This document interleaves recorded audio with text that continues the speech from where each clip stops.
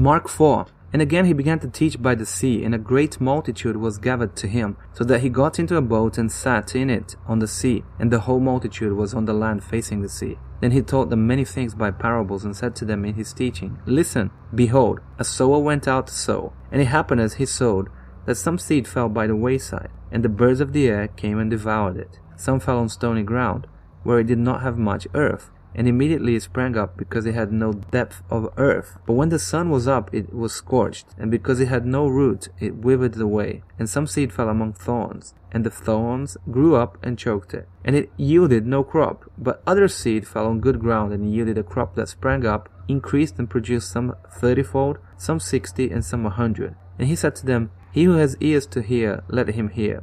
But when he was alone, those around him with the 12 asked him about the parable, and he said to them, To you it has been given to know the mystery of the kingdom of God, but to those who are outside, all things come in parables, so that seeing they may see and not perceive, and hearing they may hear and not understand, lest they should turn, and their sins be forgiven them.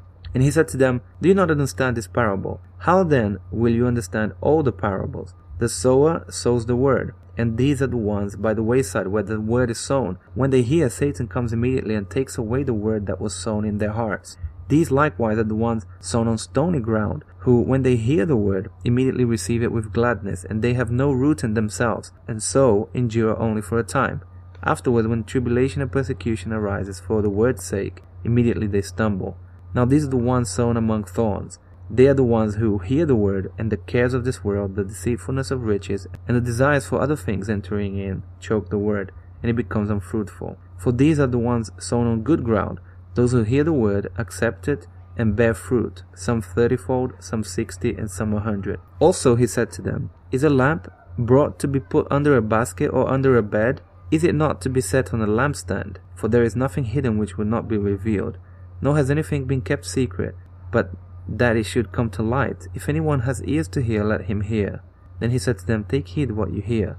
With the same measure you use, it will be measured to you. And to you who hear, more will be given. For whoever has, to him more will be given.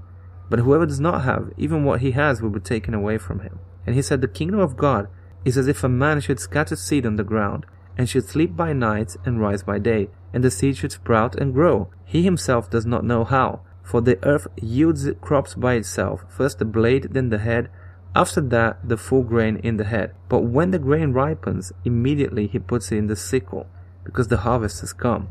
Then he said, To what shall we liken the kingdom of God? Or with what parable shall we picture it? It is like a mustard seed, which, when it is sown on the ground, is smaller than all the seeds on earth. But when it is sown, it grows up and becomes greater than all herbs, and shoots out large branches, so that the birds of the air may nest under its shade. And with many such parables he spoke the word to them, as they were able to hear it. But without a parable he did not speak to them. And when they were alone, he explained all things to his disciples. On the same day, when evening had come, he said to them, Let us cross over to the other side. Now when they had left the multitude, they took him along in the boat as he was, and other little boats were also with him. And a great windstorm arose, and the waves beat into the boat, so that it was already filling. But he was in the stern, asleep on a pillow. And they awoke him and said to him, Teacher, do you not care that we are perishing? Then he arose and rebuked the wind and said to the sea, Peace, be still. And the wind ceased, and there was a great calm. But he said to them, Why are you so fearful? How is it that you have no faith? And they feared exceedingly, and said to one another, Who can this be, that even the wind and the sea obey him?